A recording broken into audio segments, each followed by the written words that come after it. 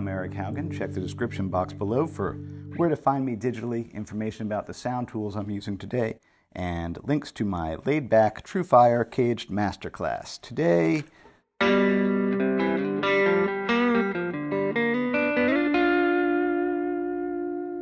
we're talking about crossover licks, combining major and minor pentatonic, or combining major pentatonic and blues, whatever you want to call it. Just fun noodly stuff. Join me, let's think about a G chord. For me, everything is chords first, right? So if I'm vibing on G, okay, we probably know by now we have a G blues scale here.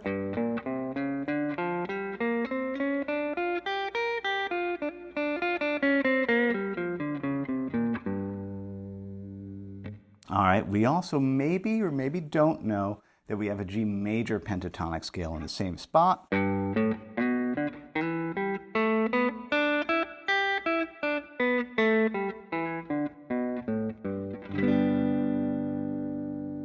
And some of the tastiest and most interestingest licks are the combination of those two scales. And this is a common thing. The internet is full of lessons about this, and it's definitely something we like to do. Let's talk about it. So I drop in here with, really, that's just, the tiniest little part of a G chord there, the root and the third. Why I grab it with these fingers, don't know. You could do it this way. You could do it any number of ways. And then, here comes an Eric's pet lick. And that's a crossover lick. So what's going on there is it starts with a blues lick. I'm not going to call out the frets. You can slow the video down in YouTube, or you can, hey, I'll tab it all out and put it up on Patreon there. Head over there to get it for free. Nice lick, right? Drops in on the flat 7 of the key. Slower, Eric, be a good guitar teacher. Right, that's the first part. And then notice there, landing on the major third, because that's out of the major pentatonic.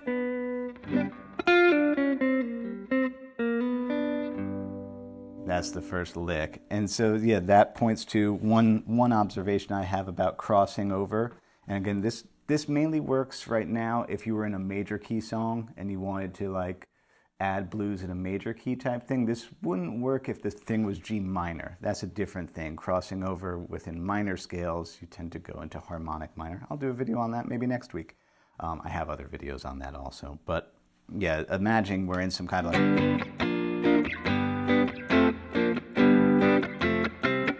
some kind of classic rock type environment. This is going to work. Jerry Garcia does this. Everybody does this. It's one of the biggest things that Jerry does. So that's the first lick. And then all I do is just the same exact thing an octave lower. Because again, there's the flat 7 of the key. I love doing that, dropping back to this B flat instead of this one. And then pop that open G. And what is this tricky? That's almost like a keyboardy, like an organ type thing to do. 5 and 3. 1 and 0. Now I'm playing a C chord, the 4 chord of the key. You can see what that is. There's a C, right? And then, so that's definitely thinking of the two scales, using this E tone from major pentatonic, and then this flat third from blues. I think I go, there's a very quiet, cool lick. And then a little more of this keyboardy organ type stuff. I have a video called Wurlitzer Electric Piano Sounds. Because a lot of what I do is try and play guitar like it's a piano. That to me is such a gospel, that's just like a gospel vamp.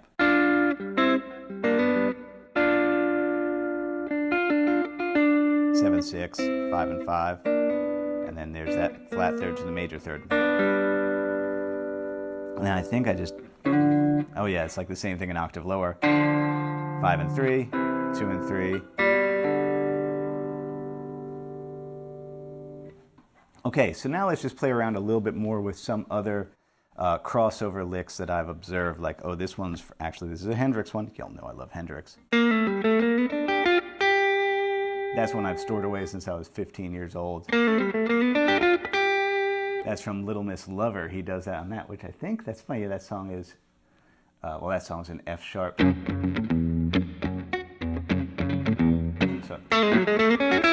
he does it there. Let's move it up. So that little lick there, he's doing a little flat third down to the 2, that. So let's, well, okay, let me show you the lick. I love that. So that points to a couple of things, you know, when I sat around and thought about that lick.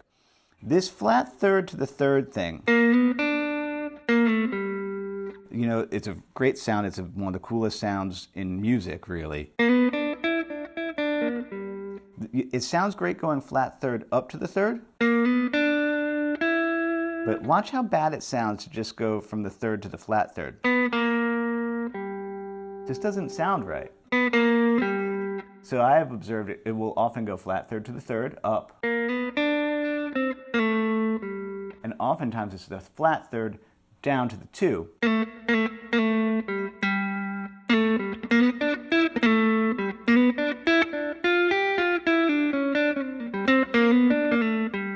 Is really how that note gets used. So the Hendrix thing is, yeah. And blues on top. Hendrix, man, he's forever the greatest. And let's see, you know, if I was to tell you to practice this stuff, it would be like, yo.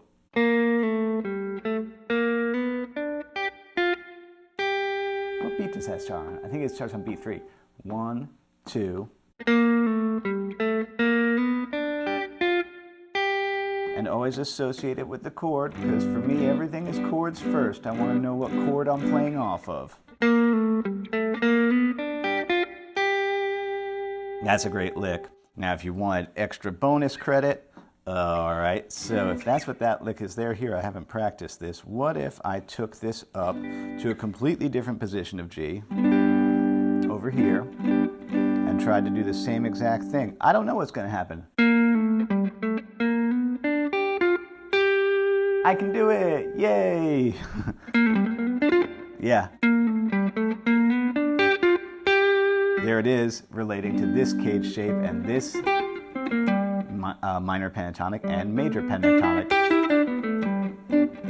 That's how I see the instrument. I could do this to any of my 5 positions of caged. I can do it anywhere. So that's you know, what I stress is, like, when we learn a lick, know how it's relating to the chord shape, what scale it's coming from, and then in theory, hopefully you can move it to other chords, other keys. Let's look at some other crossover licks.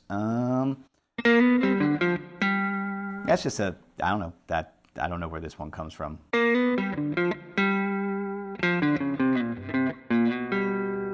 Oh, that's kind of what I did elsewhere, and I wrote it down on my notes of, like, so again, if we have this G here, flat 3rd to the 3rd, and then yeah, you got this tone here, which is the flat 7.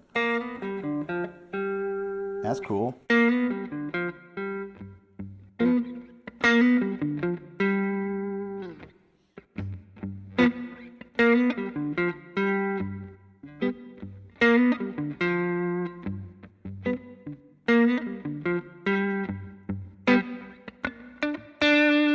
know me, that's how I practice. Everything's got to be in some kind of pocket. And I think I wrote down also. Oh, I think the only difference is if you're not in open position, you can, instead of doing an open there, you could do that. So, for example, let's move that one up. Oh, let's take it to, what's another common spot? Oh, let's just take it to A. You know, everybody's home base. Now I'm thinking here.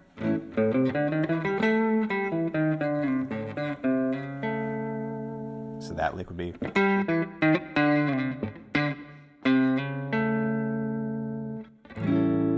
See how how does that work out timing wise? 1, 2, 3, 4. 7, 8, 3, 4.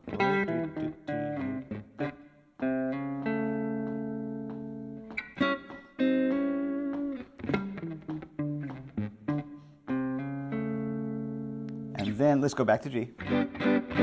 Just one more crossover that you hear a lot in rockabilly. 1, 2. Classic, right? So we're going to end with a blues bend, but on the way up.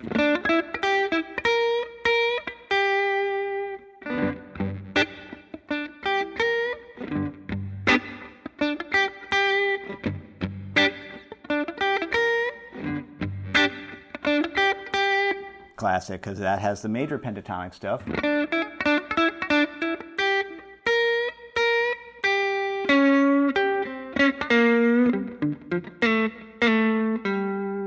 So that's the main thing, is being able to see two scales at once, but really knowing there's certain ways that that flat third gets used. Other thing I often tell people is to do things where you start a lick that's in one scale, major pentatonic, and then do a blues lick, or vice versa, do something bluesy,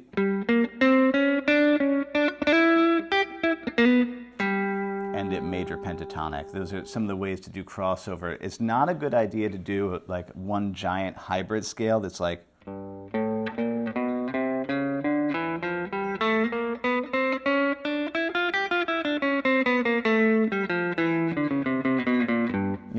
that's it won't sound very good. It's really more about like a lick starts one way, and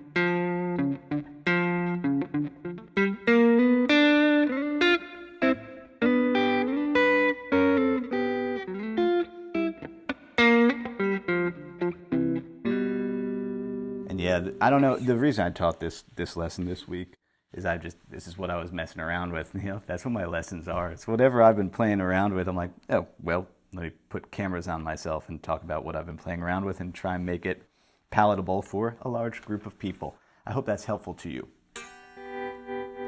Well, that's not what I wanted. That's what I wanted.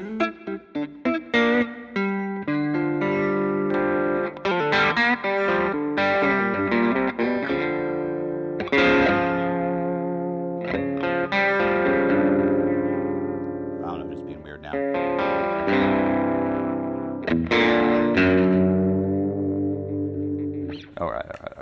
Thanks so much to everybody who supports me in all the ways that you do, even if it's just clicking like and subscribe, because that helps with algorithm relevancy. I don't put ads on my channel, so I rely on people choosing to invest in me, and you do, and I appreciate it. Supporting me on Patreon, purchasing PDF downloads, booking lessons, buying my Truefire course, it all helps, and I truly appreciate it. So thank you very much. As Bill and Ted would say, be excellent to each other. That includes yourself. Happy Friday. Eat pizza.